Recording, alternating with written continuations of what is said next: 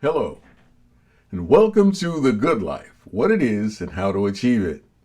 My name is Michael Parkman, and this week we're going to talk about the problem with the phrase, "you should know better," and a subtitle of a lack of willingness to teach. In Proverbs 22:6, it says, "Train up a child in the way he shall go, and when he is old, he will not depart from it." Now, when someone makes a perceived error in judgment, the refrain is, "you should have known better." Well, that statement in and of itself is kind of difficult to comprehend, because if they had known better, then they would not have chosen to do what they did. We tend to fall back on these sayings in order to make ourselves feel better or make the person feel bad about what they've done. But what we have there is a lack of a willingness to teach someone the correct way to do things. See, we take our standards and we try to project them onto someone else, but we have to remember that our standards are just that, our standards, and they're not immediately transferred to another person. These things have to be taught. We must take the time to teach these standards if we want someone to operate and behave in a certain manner. Now, we also have to learn not to judge people from our standpoint. Remember, everybody's a different journey in their life than you are. You were not always where you are right now. You had to grow and go through a lot of life experiences to get to where you are. And you must allow other people that same latitude that you had. But all too often what we do is we expect everybody to be at the level we are.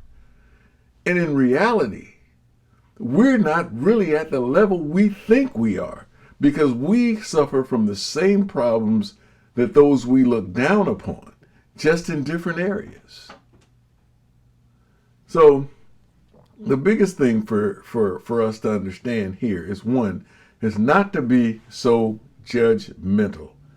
But what is needed instead of condemnation is an attempt to show the person their error and instruct them in the ways to prevent them from repeating the mistake. It's easy to criticize actions that have been taken, but we often don't follow up with the correct instruction. I gotta ask the question, what good is it to criticize if it's not coupled with correction? What good does your complaint do if you leave someone discouraged, but you don't give them an opportunity to alleviate their discouragement? You should be willing to teach.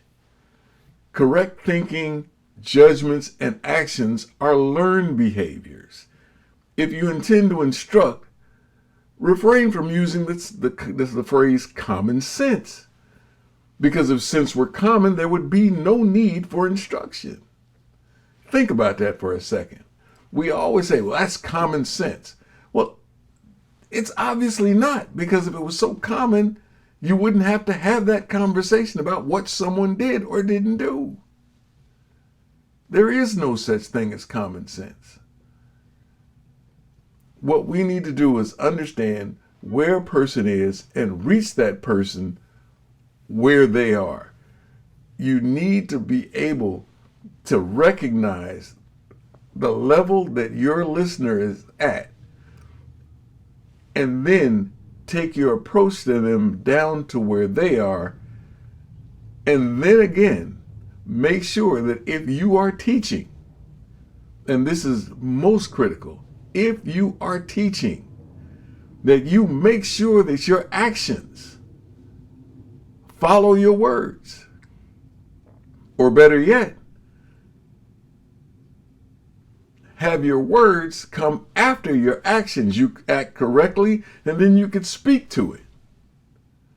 Because all too often,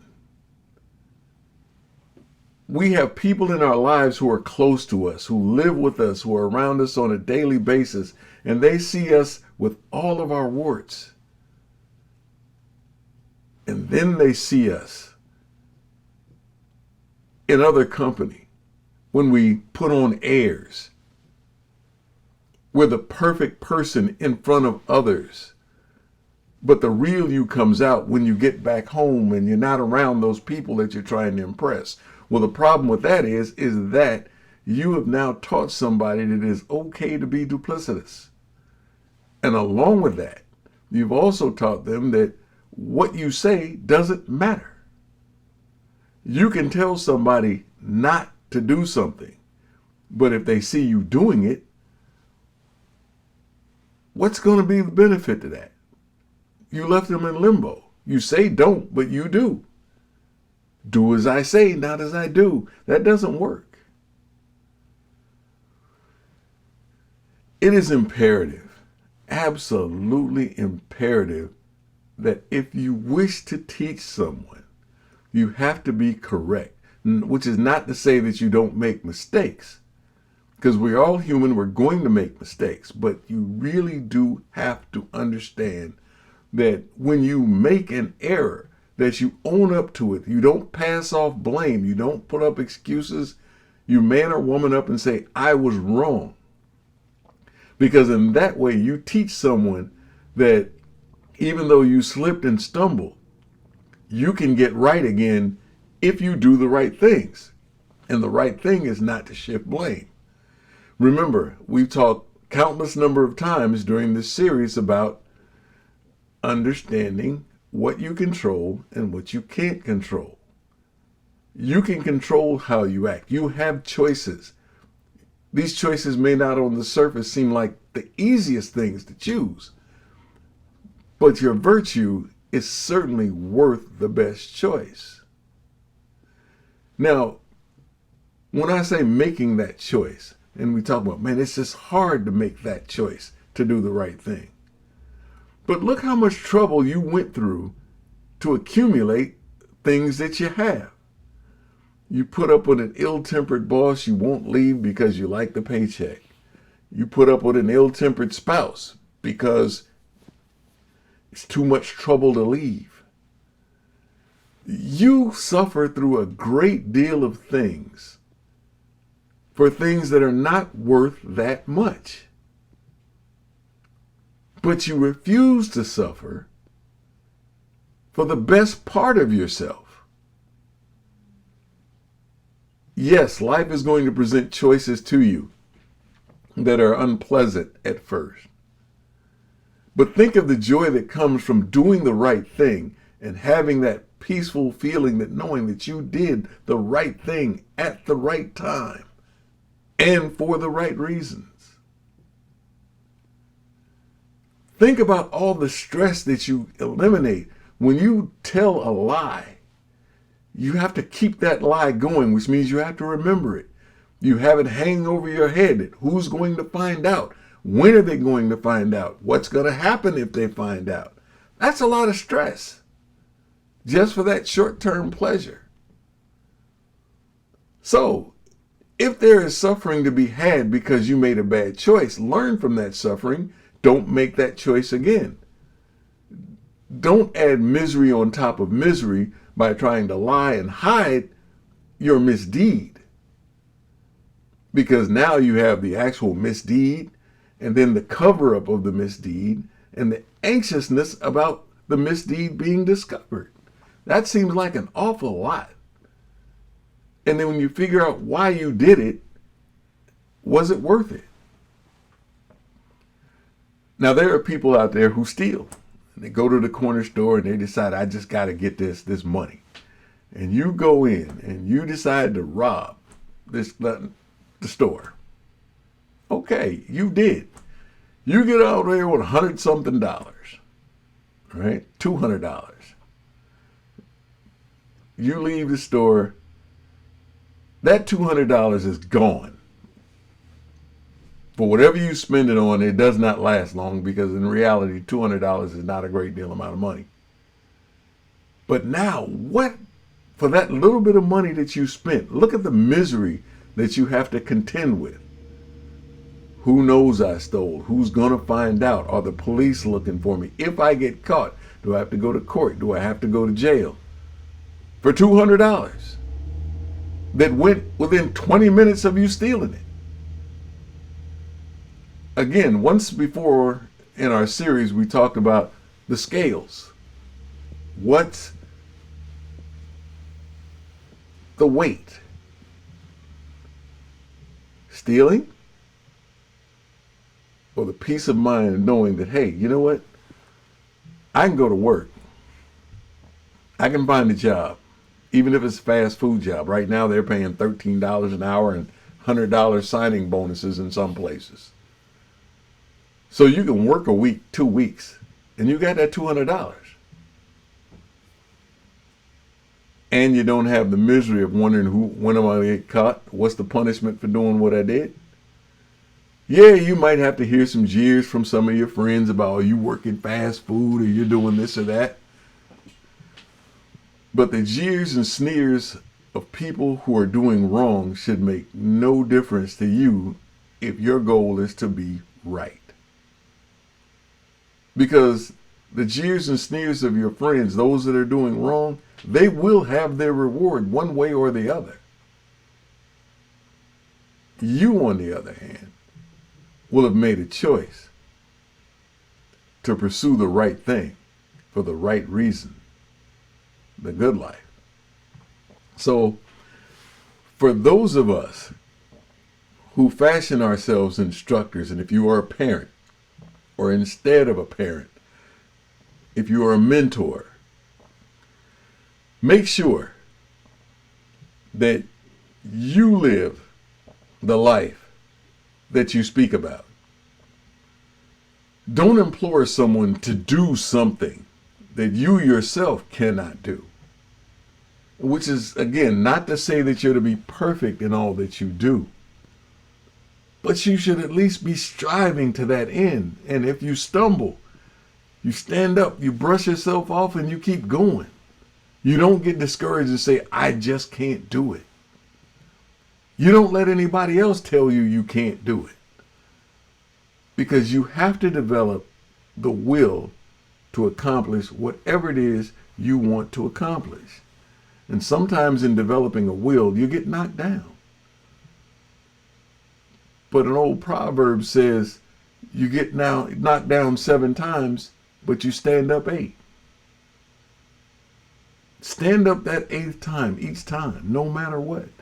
Persist until you succeed. Block out all of the naysayers and the negativeness, because that's not helping you succeed. The complainers and the whiners, push them to the side, because they're not helping you succeed. How long will you wait to become the best version of yourself? I'm going to ask you that again. How long will you wait to pursue the best version of yourself? How long will you let outside events dictate your moods and actions? How long will you refuse to take responsibility for your life and not blindly putting it in the hands of strangers? How long will you decide to fight against reason? How long before you choose the good life? In teaching, it can be frustrating, and I understand that. When you're trying to impart knowledge to someone and it just doesn't seem that no matter what you do or how you do it, it doesn't seem to be getting through to them. And that can be very frustrating. And you're banging your head against the wall. First, look to yourself to find out if you need to adjust the way you're presenting your material. Second, if you've done all of those things, right? If you've tried to adjust your methods of teaching and instruction to meet the needs of the person you're trying to instruct, Realize that, again, they may not be in the same place to receive what you're giving at this time. But your job is to plant the seed. In Scripture it said, I planted the seed, someone else watered, but God giveth the increase. Keep that in mind. And then it's frustrating when you're dealing with people, especially on high argumentative topics like religion or politics. But those conversations are going to be had at times. But it is a testimony to the good life if you are able to listen with an ear to understanding as opposed to an ear to argue, to dispute. It is a testament to the good life if you exercise the fruit of the Spirit. Goodness, joy, love, faith, long-suffering, patience, self-control. Against such things there is no law. But what a testimony you give as if everybody around you is losing their heads and you are able to be mindful of your spirit so that people can't say that they're supposed to be this, that, and the other, but they lost their temper just like me. So they ain't no better than me. The point is, lead by example. I'm not saying be argumentative. I'm saying you have to decide when it's time to cut a conversation off. But at no point do you lose your mind. Do you lose your right reason? Because that does more harm than good. Again, hang in there. Keep practicing the good life.